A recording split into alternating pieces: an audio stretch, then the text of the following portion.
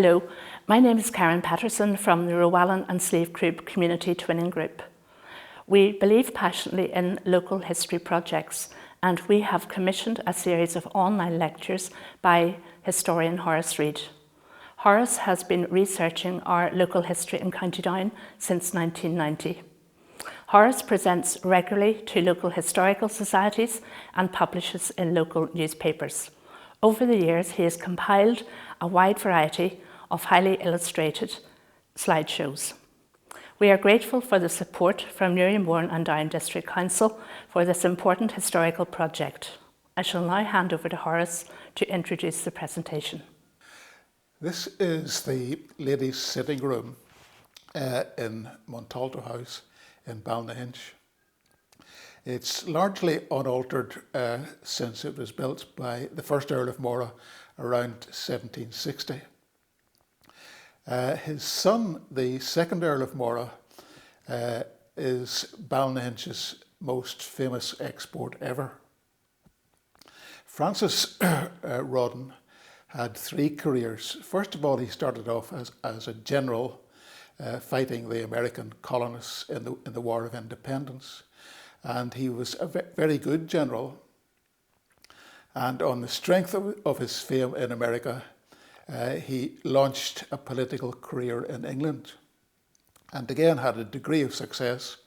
In 1812, he was a candidate for the office of Prime Minister at Westminster. Having failed to gain that post, he got a compensation in that he was appointed Governor General of India. And he spent 10 years in Calcutta, adding large parts of Asia to the British Empire. Nowadays, to a large extent, he's forgotten by British historians, but he's not forgotten by American historians.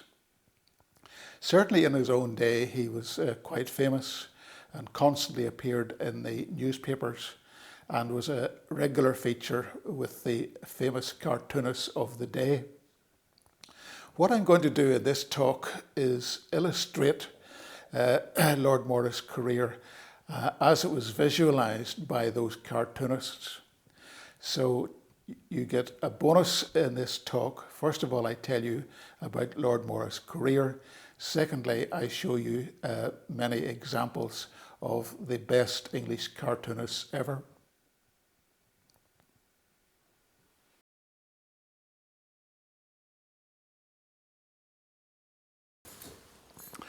Now, like I said, Lord Moira was a favourite topic for the cartoonists of the time. And he's generally portrayed in military uniform because he was a competent general and well known.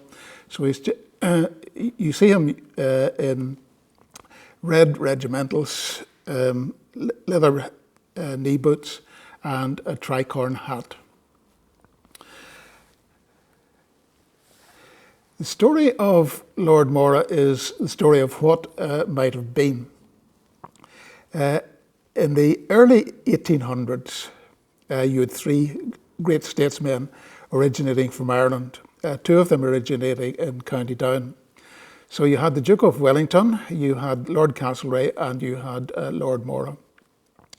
And to begin with, you didn't know which of these three were going to make it to the top of the tree.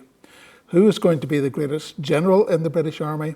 Who was going to be Prime Minister? It could have been any one of the three.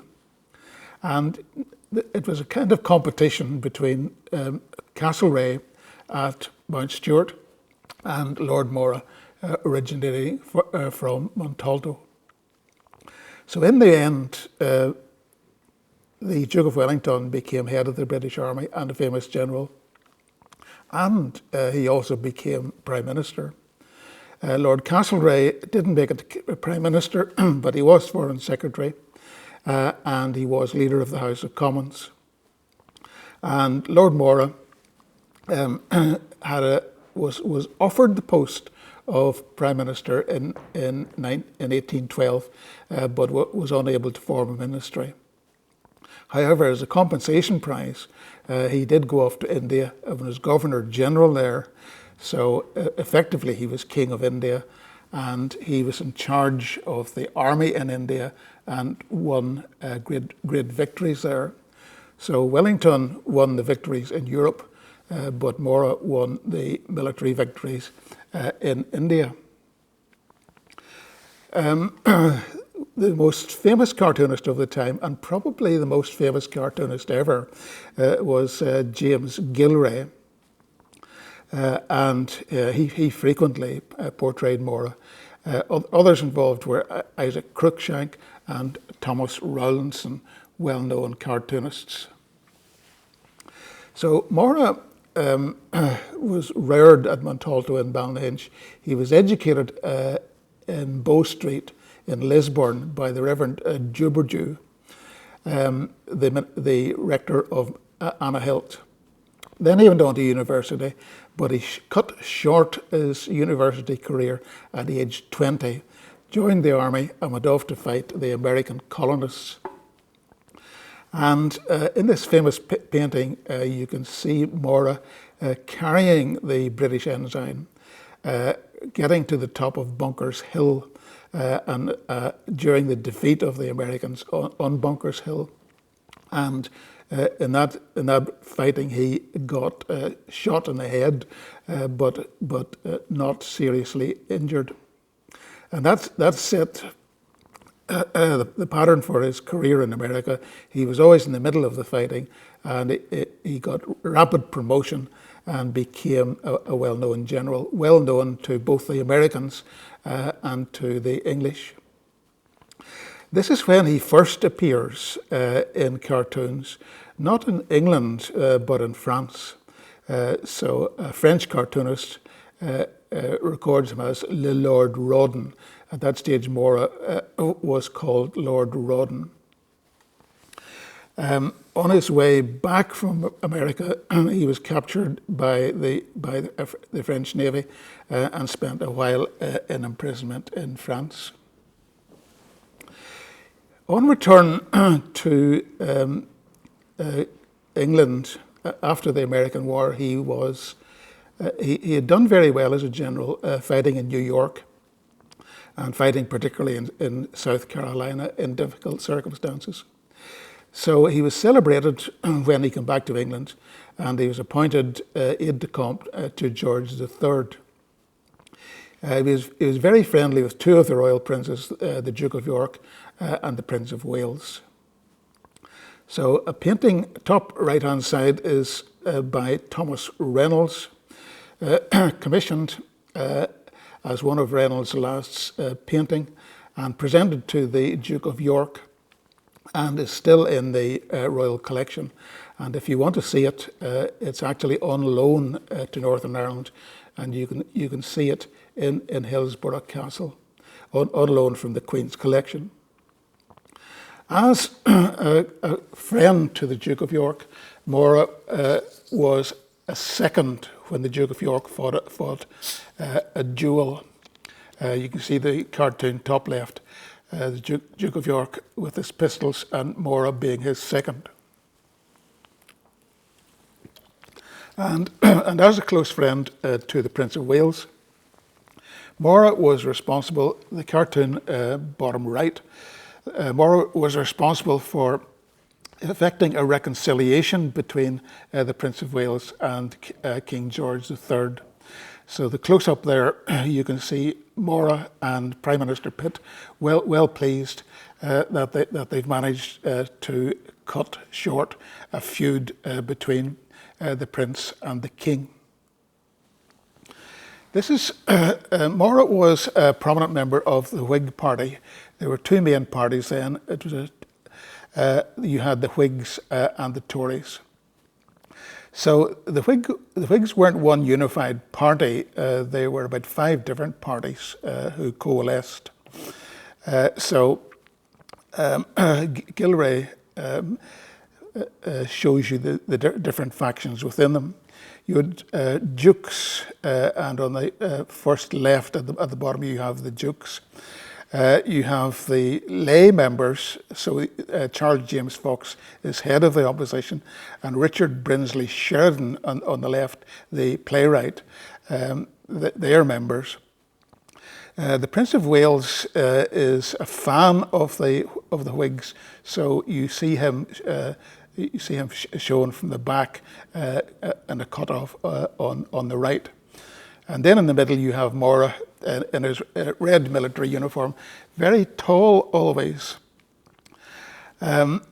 So you can see the appeal of the cartoonist art, very detailed portraits of all the personalities, accurate photographic quality, and an awful lot of information packed into one picture. So you can see that collectors would have bought these and kept them, and they would have been sold all over England and Ireland. Note Gillray's treatment of Moira. That's Moira's portrait on the left by Reynolds, where Reynolds portrays Moira as contemplative and thoughtful. But Gillray mocks Moira and alters the hand to cover the mouth, as if he's puzzled and doesn't quite know where he is. I said that Moira was a member of the Whigs, and the Whigs were supported by the Prince of Wales. King George III preferred the Tories, so that meant automatically the Prince of Wales would support the Whigs. So this is an election campaign going on in London, and on the bottom left you see Moira campaigning for the Whigs, even though he's a military officer. So he's drumming up support. And on the drum you see 3 feathers. So these are the 3 feathers of the Prince of Wales. Prince of Wales not terribly popular, so the cartoonist reminding you that Prince of Wales supports the Whigs, which isn't a recommendation and isn't in their favour. The 1798 rebellion was a big event in Ireland. It attracted Gillray's attention. He naturally took a dim view of the United Irishmen and portrayed them as murderous and thugs, and not terribly intelligent in the top 2 cartoons. Gillray was employed by the Tories to generate bad propaganda against the Whigs. So in these cartoons, Gillray implicates the Whigs in the 1798 rising. He implicates them in treason. So the bottom middle cartoon shows Lord Edward Fitzgerald, who was killed in the rebellion, and this is his ghost coming back and haunting Charles James Fox, the leader of the Whigs. And the implication was that Fox had encouraged Lord Edward to engage in a rebellion and had been responsible for his death. The cartoon on the right-hand bottom shows the attempted French invasion of Ireland in December 1796, and again you see Charles James Fox as a figurehead on one of the French invasion ships. The implication being that the Whigs were complicit in the invasion attempt. In the approach to the 1798 rebellion, the army in County Down carried out violent searches of local homes looking for arms. And they used pretty ruthless methods, including outright torture, which was illegal in England at the time. So Moira collected evidence of these atrocities. You can see some of these atrocities taking place in this cartoon on the left-hand side. The soldiers beating up local civilians. Moira then exposed these atrocities in the English House of Lords and in the Irish House of Lords. So again, Gillray's job was to discredit Moira. So he portrays him here as an absentee landlord who never goes near Ireland and can only see what is going on with the aid of binoculars. So he gives him the label of Lord Longbow. What would he know about what's going on in Ireland? And Lord Moira's father, the first Earl, was resident always in Ballynahinch, but the second Earl wasn't.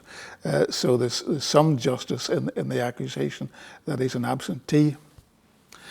And still undermining his credibility, here's another cartoon by Gillray, and it shows Moira attending a séance and being occupied with witchcraft. So this, of course, is a complete fabrication, but so what? It still does the job of discrediting Moira and therefore taking away credibility from his accusations against the government. Note that on the back of Moira's chair you have the French tricolor. So again, the implication that Moira is assisting the French in their attack on England. Same theme in this cartoon here. These are the Whig politicians. They're shown in a pub. They're shown plotting treason. There's a box full of daggers at the bottom of the ladder on the left-hand side. So they're planning assassinations. So on the right-hand side, you have the police doing a raid on their secret assembly, and the policemen are actually Prime Minister Pitt. And on the left, shocked and surprised at what's happening, that the treason has been uncovered, is Lord Moira. Now, never take Gillray's suggestion as genuine. Gillray is paid to generate libels against Moira, so the opposition weren't engaged in treason, but that doesn't stop Gillray suggesting they were. Funny enough, the French cartoonists, they picked up on this, and one cartoon here says, the despair of the enemies of France when their plots were discovered in 1804. And Lord Moira features in that French cartoon. Another cartoonist who featured Moira was Thomas Rowlandson. And here he is showing part of the Battle of Ballynahinch.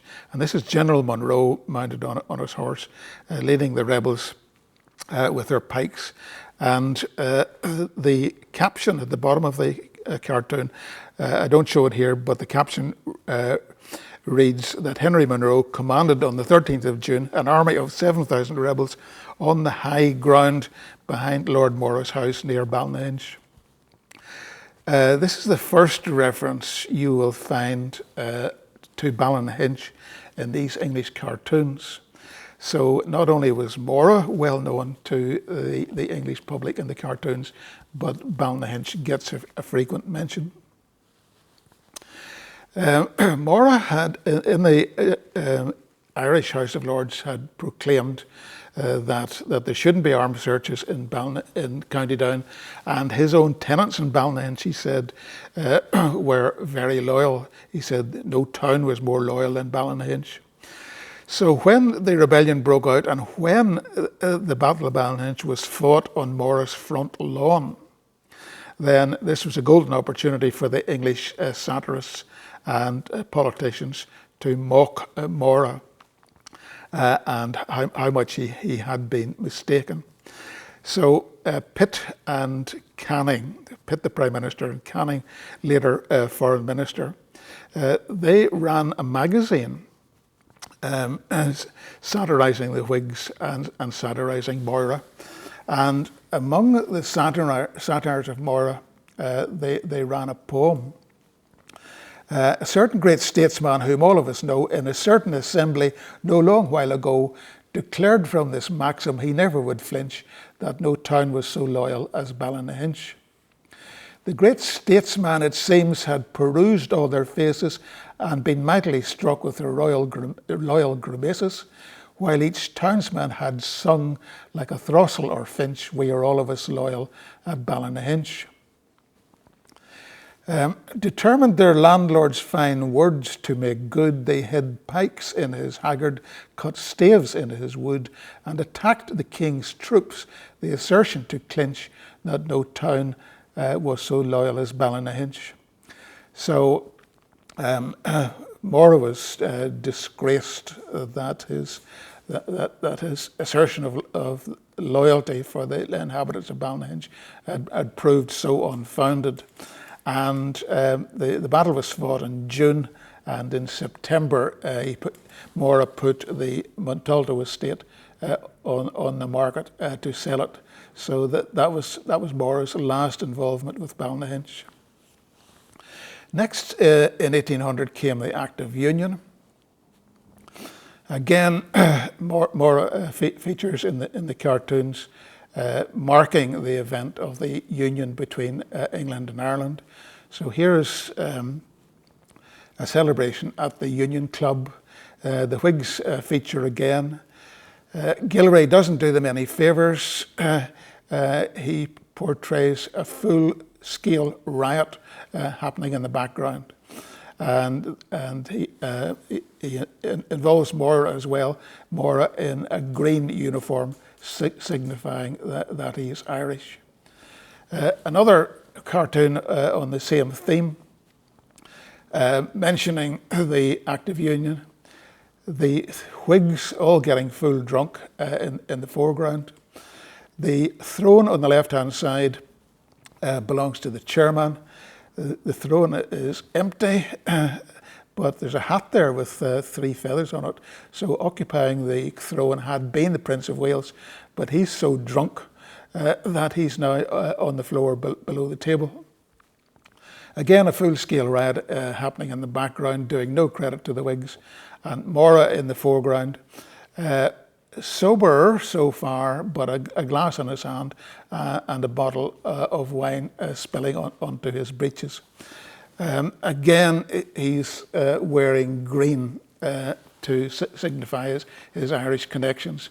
It's not intended as a compliment. Moira was a prominent Freemason,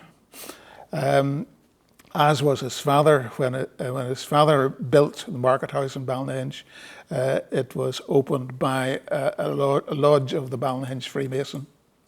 The English lodge, the Premier Grand Masonic Lodge of England, the Grand Master was the Prince of Wales, seen here in the throne with the standard 3 feathers. And then on the right of the throne, you see Lord Moira, who was acting Grand Master, toasting the Prince of Wales. Moira, once he retired to England, and he spent most of his time in England anyway, thought that there should be the war with France, of course, was ongoing.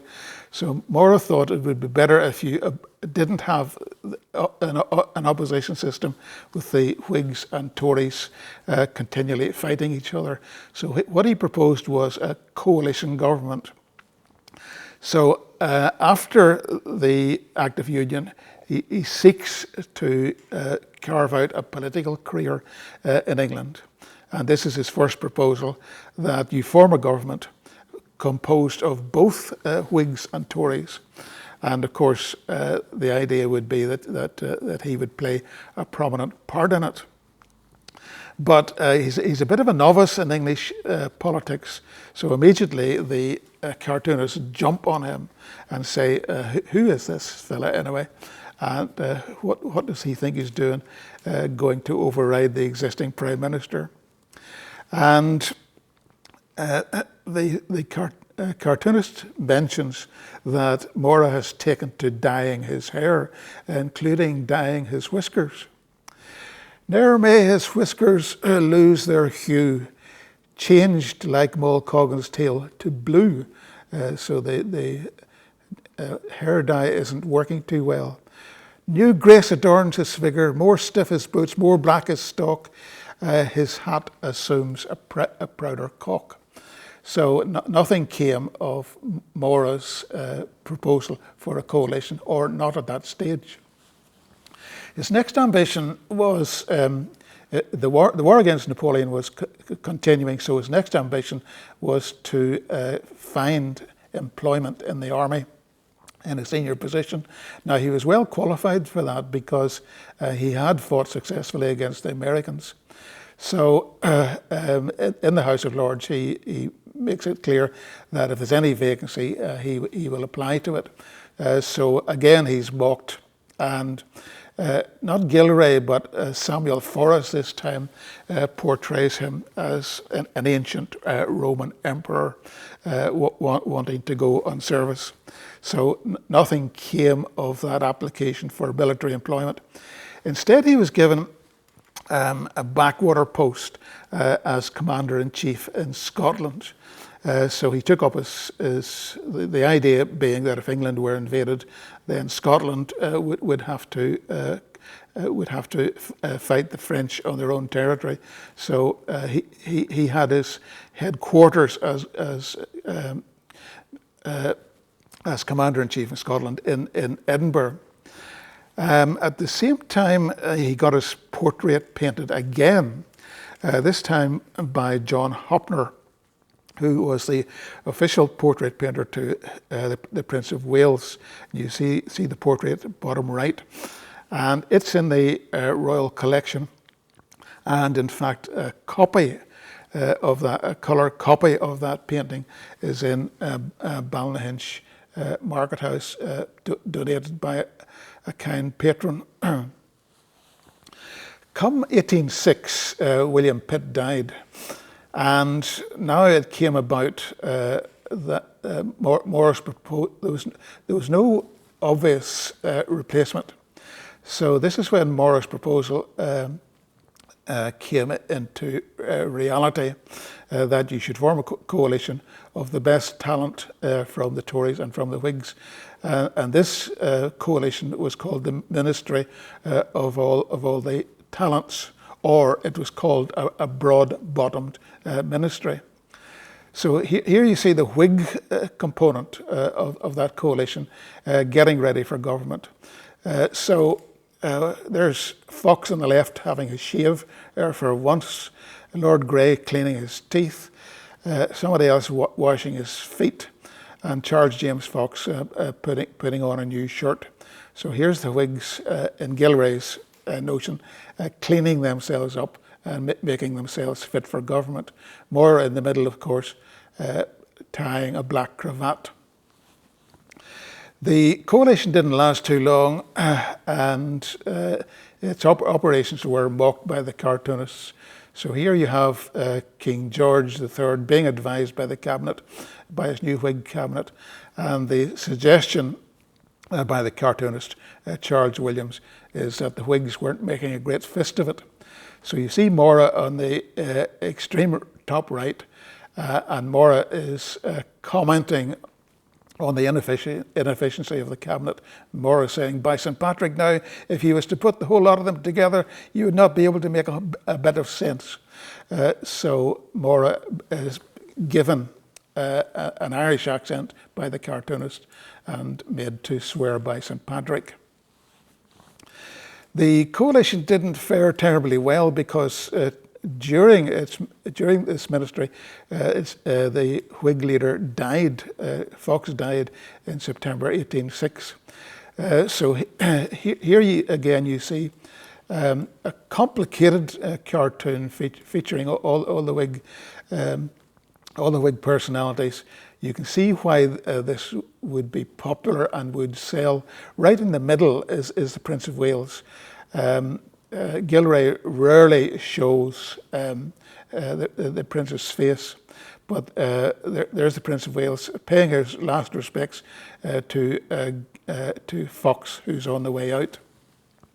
Now, enlarging this, if you look away at the back, you see Moira with his trademark whiskers, and he's regretting the imminent departure of Fox.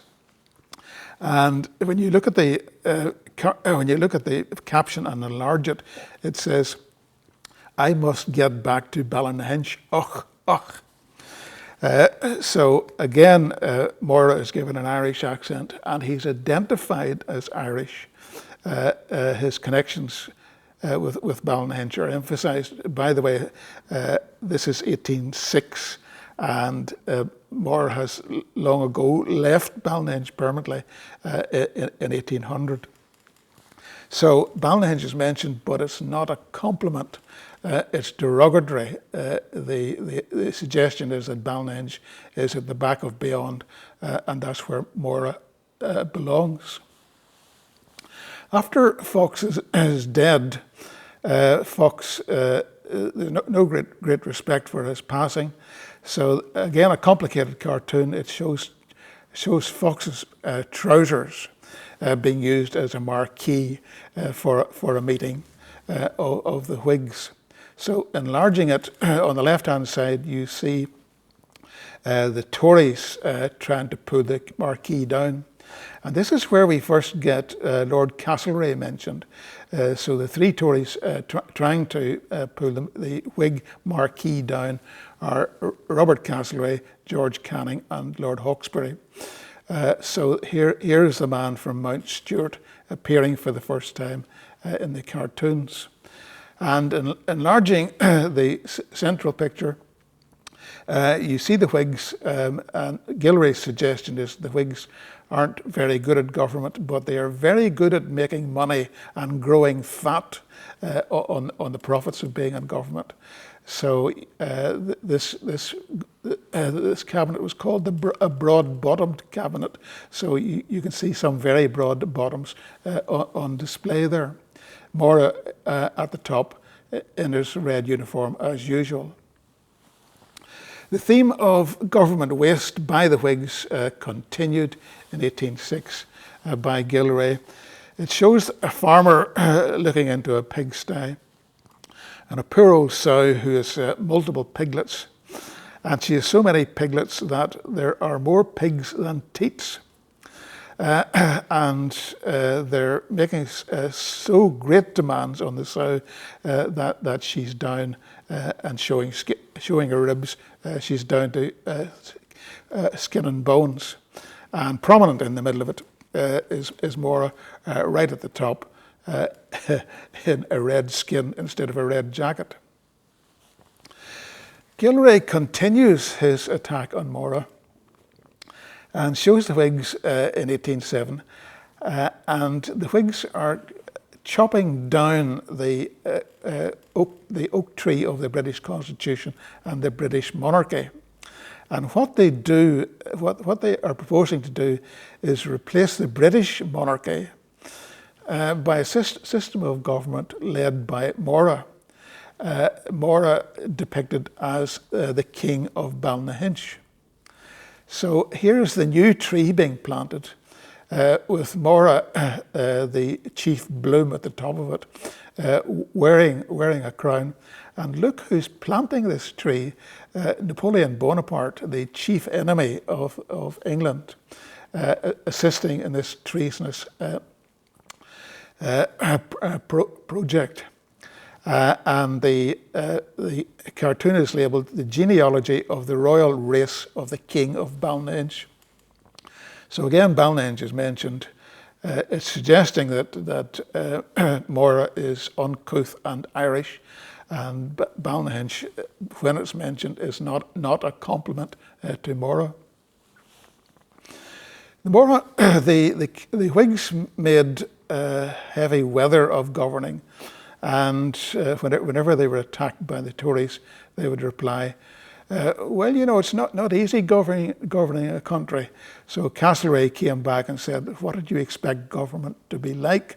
Did you expect it to be a bed of roses? So here you have the Whigs portrayed by Gillray as reposing on a bed of roses. Moira in the middle of it, not in a red coat, but still this time in a blue military jacket. After the Act of Union, it was promised, the terms of the Act of Union were that Irish Catholics would be admitted to the newly reformed English Parliament. It was because there had been a rebellion in Ireland, it was obvious that you wanted to placate the Catholic population, so you should admit them to the democratic process and you should admit them to Parliament. But the Act of Union was passed. Then they tried to introduce Catholic emancipation. George III simply would not have it. When the Whigs were in power in the Ministry of All the Talents, they reintroduced the topic of Catholic emancipation. So it faces fierce opposition in England. And note the strong anti-Catholic tone of this cartoon by Gillray. At the top, it shows the English crown being weighed in the balance against the Pope's mitre, and the English crown winning out. It shows the entire Whig front row dressed in monks' habits. And then it shows Prime Minister Pitt, the Home Secretary, and Addington blowing a gale against this attempt by the Whigs, and Moira at the front being blown onto his behind. The anti-Catholic theme continued in this latest cartoon. It shows the Whigs on Sharon's boat. If you crossed the River Sharon, then that led to Hades or hell. So Gillray is saying that the Whigs are on their way out. The Prince of Wales, three feathers tied to the mast. The Pope's flag tied to this stern of the craft, and Moira clinging onto the mast, kissing a crucifix. So Gillray saying that the Whigs, because of their Catholic agenda, are on the way out. He repeats this in this cartoon. It shows George III attacking the Whigs and taking his mace to them and beating them over the head. And the cartoon is unashamedly anti-Catholic. What? Bring in the Papists, oh you cunning Jesuits, you. If you have no faith or conscience, I have. Aye, and a little Protestant spunk too. Out with you, out. So you see George III just as resolute as ever in refusing Catholic emancipation, and Moira distraught in the middle of it. Not all cartoonists were as good as Gillray. So here you see Isaac Cruikshank on the same theme of George III opposing Catholic emancipation. But this time the faces are hardly recognizable, and you can only identify Moira by his cocked hat. Gillray keeps up the onslaught and this time portrays the Whigs as the Gadarene swine who ran into the sea and were drowned. So you see George III thoroughly tired of the Whigs and driving him through the fence in the farmyard, and all the Whigs going over the cliff, including Moira, prominent on the right-hand side. This is where, in this cartoon, not by Gillray but by Charles Williams, this is when you see Lord Castlereagh becoming prominent. So there's Castlereagh in green, having a bow and a quiver on his back.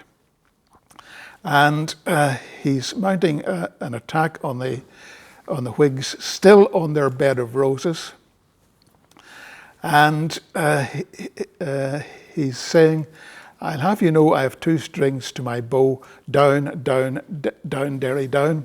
So Castlereagh, of course, was the MP for County Down. So these are 2 County Down opponents. You see Lord Moira right up against Castlereagh's bow. So this is a sign that the Whigs are under attack from the Tories, particularly Lord Castlereagh. And the battle between Mountstuart and Montalto continues. Getting towards the end of the Whig ministry, which only lasted about a year, 1806 to 1807, you see another cartoonist, Samuel Forres, showing the Whigs receiving papal absolution for their failure to bring in Catholic emancipation. After 1807, the Tories were back in power, but in 1811, King George went mad, and you couldn't. The government couldn't function without a monarch. So there was a proposal that the Prince of Wales become regent. And this brightened up the hopes for the Whigs, because, of course, the Prince of Wales always favoured the Whigs. So here you have the Prince of Wales as a comet, and in the comet's tail, you see all the Whigs lined up in expectation of promotion. And first among the Whigs is Lord Moira, a close friend of the Prince of Wales. So this is going to be Moira's big chance. Will the Prince of Wales put them into government, and will Moira get a high office? In 1812, the Prime Minister, Spencer Perceval, was assassinated, and a sudden vacancy appeared for Prime Minister. And in this cartoon, you can see a race, a 4-horse race for who's going to be Premier. So bottom left, you see the Prince of Wales, and he's going to judge who's going to be Prime Minister. And if you enlarge the horses, you see that each horse has a face on it, and the faces are the contenders. So the contenders for the post are Lord Liverpool, Lord Wellesley, brother of the Duke of Wellington, and the third contender, Lord Moira. The umpires are the Prince Regent and Lady Harford. Lady Harford is a Tory. She's the Prince of Wales's latest mistress. He had quite a gang of them. Lady Harford is Lord Castlereagh's aunt. So the suggestion is that she is influencing the outcome of the race. And so it came to pass, Moira didn't get the job. He couldn't form a ministry. And instead, Lord Liverpool, the Tory candidate, he became Prime Minister. Final cartoon for this episode, Prime Ministerial episode, shows the Prince of Wales' disappointment that he couldn't get the Whigs in. Here he is in a boat overwhelmed by storms, his feathers blown off his head, and he is vomiting because of the rough seas. And again, you see Lord Moira clinging on to the Union Jack, still in hopes that his prospects won't be drowned. That covers Moira's political career in England. He didn't make it as Prime Minister, but as a consolation prize, he was appointed Governor General of India, so he was in charge of government. and he was in charge of the army. And he did a lot of fighting in India and was very successful there as a general. The cartoonists lost interest in him, but one of them followed him to India, Thomas Rowlandson, and he satirized the English presence in India. The English there built churches, and they built them just like English churches. Church of England, parish churches in all the garrisons. A lot of them still in use today. So the cartoonist mocks Moira's attempt to introduce the Church of England liturgy to India with its multiple religions. I've taken the approach of telling Lord Moira's story through the medium of English cartoons, and I don't think that's been done before. The job was made easy for me by a major catalogue at the British Museum, and it was compiled by a lady called Dorothy George. There are 13,000 cartoons in that catalogue, and she has written for the Gillray ones. She has written detailed descriptions for every cartoon, who is in it, what they are saying, what the political context is. So it made my life a lot easier. If I was looking for actual cartoons themselves, then they're on the British Museum website, or they're in the Library of Congress website, or the National Portrait Gallery, or University at Princeton. So those are my sources. Coming to the end now, interesting to see in these cartoons as a theme the competition between Mount Stuart and Montalto. Interesting to see that two County Down figures were at the heart of the Tory and Whig parties in Regency England.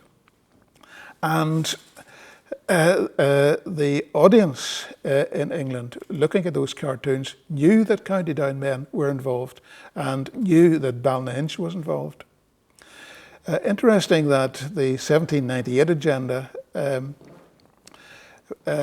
made its mark in Ireland, but it was still playing out in England.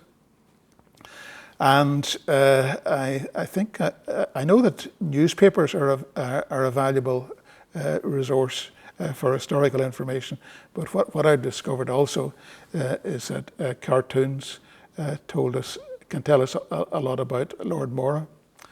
So I hope you know a bit more about Lord Moira, and I hope you've enjoyed that.